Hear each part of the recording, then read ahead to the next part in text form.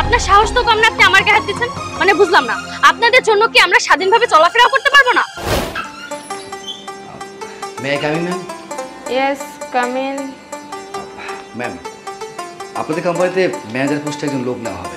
Already আমি অনলাইনে আমার সিভিটা ড্রপ করেছি। আজকে আমার ইন্টারভিউ ডেট, আমি ইন্টারভিউ দিতে এসেছি। হ্যাঁ, শিওর। ওয়েট আ মিনিট, কি অবস্থা আপনার? হ্যাঁ, এইভাবে কেউ ইন্টারভিউ দিতে কোনো অফিসে আসে? ন্যূনতম জ্ঞান আপনার নেই কিভাবে একটা অফিসে যেতে হয়? আসলে ম্যাডাম, আমি ইন্টারভিউ দেওয়ার জন্য পরিপাটিভাবে এসেছিলাম, বাট রাস্তায় আমার একটা সমস্যা হয়ে যায়, যার কারণে আমাকে এইভাবে আসতে হয়। শোনেন, কোনো নাটক সাজাতে আইসেন না। ভালো করেই জানেন একটা অফিসে কিভাবে যেতে হয়, তাহলে এভাবে আসার মানেটা কি? ন্যূনতম যার জ্ঞান নাই তার আমার অফিসে চাকরি করার কোনো যোগ্যতা নেই। আপনি আসেন। ম্যাডাম প্লিজ, দয়া করে আমার সাথে এমনটা করবেন না। আমি যা করছি বাধ্য হয়ে এখানে এসে করেছি ম্যাডাম। আর তাছাড়া বিশ্বাস করুন, আমি কিন্তু পরিপাটিভাবেই এসেছিলাম। রাস্তায় একটা সমস্যার কারণে আমাকে এইভাবে আসতে হলো। আর তাছাড়া ম্যাডাম, এই চাকরিটা যদি আমার না হয়, আমার অনেক বড় সমস্যা হয়ে যাবে। আমার বৃদ্ধ বাবা মা বাসায় আছে, আমার একটা বোন আছে ছোট, তার স্কুলের পড়ালেখা সব কিছু আমাকে একা হাতে সামলাতে হয়। আর এই মুহূর্তে আমার জবটা খুবই প্রয়োজন। জবটা যদি আমার না হয় ম্যাডাম, তাহলে আমাকে আমার ফ্যামিলি নিয়ে রাস্তায় নামতে হবে। প্লিজ ম্যাডাম, আপনার কাছে হাত জোর করে অনুরোধ করছি, অন্তত আমাকে এই জবটা দিন। শোনেন মিস্টার, প্রত্যেকটা অফিসেরই একটা রুলস থাকে, আর আপনি ফার্স্ট রুলস যে ভালোভাবে ড্রেস আপ করে আসবেন সেটাই তো আপনি করতে পারেননি। আচ্ছা, আপনার মাথায় এতটুকু বুদ্ধি ছিল না যে একটা অফিসে যাচ্ছে আমাকে পরিপাটি করে নিয়ে যেতে হবে? আপনি কি অবস্থায় আসছেন? আবার আপনি আমার কাছে বলতেছেন আমি যেন আপনাকে জব দেই। আপনার যোগ্যতা আছে জব করার? শোনেন মিস্টার, এটা একটা মাল্টিন্যাশনাল কোম্পানি, এখানে অনেক রুলস আছে। আপনি ফার্স্ট রুলসই মানতে পারলেন না। আপনি কি সুন্দর একটা গেঞ্জি পরে চলে আসছেন আমার রুমে ইন্টারভিউ দেওয়ার জন্য। আপনি ভাবলেন কিভাবে যে আপনার এই অবস্থা আমি ইন্টারভিউ নিব? আর তাছাড়া ইন্টারভিউ তো সিলেক্ট করে আপনাকে আমি এইখানে জব দিব। আর তাছাড়া দেখতেছি আপনার কোনো কমন সেন্সই নেই।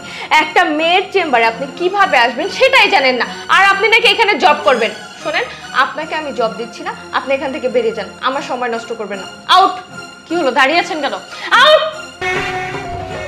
দাঁড়া মা, এই ছেলেটা সম্পর্কে তুই যে সিদ্ধান্ত নিয়েছিস এটা ভুল সিদ্ধান্ত। আমাদের কোম্পানিতে জব করার পর্যাপ্ত যোগ্যতা এই ছেলের আছে। বাবা, তুমি কি বলতেছো? ওর দিকে একবার তাকাও, ওর অবস্থা দেখো। ও যেভাবে অফিসে আসছে, ওকে আমি জবটা দিব কিভাবে? আর তুমি বলতেছো ও কোথাও যাবে না, ও এখানেই জব করবে। মাথা ঠিক আছে বাবা তোমার? মা, তুই জানিস না এই ছেলেটা পরিস্থিতির শিকার। To my mind he is absolutely perfect to get this job. শোন মা, এই ছেলেটা এইভাবে কেন ইন্টারভিউ দিতে এসেছে তুই তো জানিস না, সেটা আমি জানি। একটা রিক্সাও পাচ্ছি না, কি যে করি।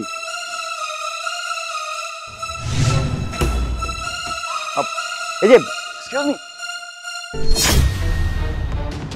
এই যে hello, excuse me, hello hello. আপনার সাহস তো কম না, আপনি আমার গায়ে হাত দিচ্ছেন। মানে বুঝলাম না, আপনাদের জন্য কি আমরা স্বাধীনভাবে চলাফেরা করতে পারবো না? আরে আপনি আপনি সব কি বলছেন? দেখুন, আপনি যেমনটা ভাবছেন তেমন কোনো কিছুই না কিন্তু। আর তাছাড়া আমি কোনো বাজে ইন্টেনশন বা আমার কোনো এরকম চিন্তা ভাবনা ছিল না যে আপনাকে আমি এভাবে ধরবো। ও আচ্ছা, আমি বুঝি না। না, আপনি আমাকে বুঝাতে আসবেন যে আপনি আমার গায়ে কেন হাত দিয়েছেন? আপনাদের মতো কিছু লুচ্চা ছেলেদের না একটা একটা স্বভাব, যে কোনো মেয়ে মানুষ দেখবে আর অমনি গায়ে হাত দিতে যাবে। দেখুন, আপনি কিন্তু আবারও আমাকে ভুল বুঝছেন। আমি তো বললাম যে আমার কোনো বাজে ইন্টেনশন ছিল না। তাছাড়া আমার আর একটা যদি বাজে কথা বলেন না, তাহলে জনগণ দেখে আপনার গণধোলাই যাও। ও আচ্ছা, জনগণ ডাকবেন? ঠিক আছে, ডাকুন, আমাকে গণধোলাই খাওয়ান, কারণ আমি এটারই যোগ্য। আসলে বলে না, কারো উপকার করতে নেই, উপকার করতে গেলে নিজেকে বাস খেতে হয়। এই যে আপনাকে আমি এতক্ষণ ধরে একটা বিষয় এক্সপ্লেন করতে চাচ্ছি, কিন্তু আপনি তো আমার কোনো কথাই শুনছেন না। ডাকুন জনগণকে। কিন্তু তার আগে আপনার গেঞ্জির পিছনের দিকটা দেখুন, কত বড় ছিঁড়ে গেছে। পিছন থেকে সমস্ত কিছু দেখা যাচ্ছে। আর এতক্ষণ ধরে আমি এই কথাটা বলার জন্য চেষ্টা করছি, কিন্তু আপনি তো আমার কোনো কথাই শুনছেন না। আপনি কি করলেন? আমার গায়ে হাত দিলেন। শুনুন, সব সময় সব পুরুষ যে বাজে ইন্টেনশন নিয়ে মেয়েদের গায়ে হাত দেয় এমনটাও কিন্তু। আসলে ভাই আই এম সরি, আমি আসলে বুঝতে পারিনি, আমাকে ক্ষমা করে দেবেন। ঠিক আছে, ইটস ওকে। শুনুন, আমারও ঘরে একটা বোন আছে, আর আমি জানি আমার বোনের মান সম্মান কিভাবে আমাকে রক্ষা করতে হবে। আর রাস্তা দিয়ে আপনি হেঁটে যাচ্ছেন, হঠাৎ করে দেখলাম আপনার গেঞ্জির পিছনের অবস্থায়, তাই ভাবলাম যে আপনাকে ব্যাপারটা নিয়ে সতর্ক করুন। তো তার আগেই তো আপনি আমাকে ভুল বুঝলেন। আচ্ছা যাই হোক, আপনি এক কাজ করুন, যেহেতু আপনার গেঞ্জিটা পুরোটা ছিঁড়ে গেছে, আপনি তো একটা মেয়ে মানুষ, আপনার সম্মান আছে তাই না? আপনি আমার শার্টটা নিয়ে পরে ফেলুন। হাজার হোক আপনি একজন মেয়ে মানুষ, আপনার সম্মান এইভাবে রাস্তাঘাটে মানুষজন দেখলে এটা খারাপ দেখায় না। আপনি বরং নিন। হ্যাঁ, আপনার সাথে আমি অনেক খারাপ ব্যবহার করে ফেলেছি, আপনি প্লিজ কিছু মনে করবেন না। আর আপনাকে ধন্যবাদ আমাকে এভাবে হেল্প করার জন্য। না না, ঠিক আছে।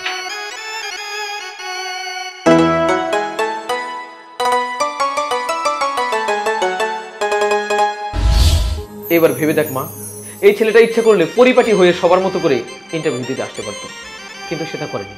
সে নিজের শার্টটা খুলে একটা মেয়ের ইজ্জত বাঁচিয়েছে, সম্মান বাঁচিয়েছে। আর যে ছেলে একটা মেয়ের সম্মান বাঁচানোর জন্য এরকম একটা কাজ করতে পারে, সে নিশ্চয়ই আমাদের কোম্পানিতে চাকরি করার যোগ্যতা রাখে। বাবা, তুমি একদম ঠিক কথাই বলেছো। আর দেখো, আমারও কিন্তু সেরকম একটা দোষ নেই, কারণ উনি যে অবস্থায় অফিসে আসছে, আমি ভাবছি উল্টাপাল্টা কোনো লোক অফিসে ঢুকে গেছে, হয়তো উদ্ভট টাইপের, এই জন্য আমি ওনার সাথে রাফ ব্যবহার করে ফেলছি।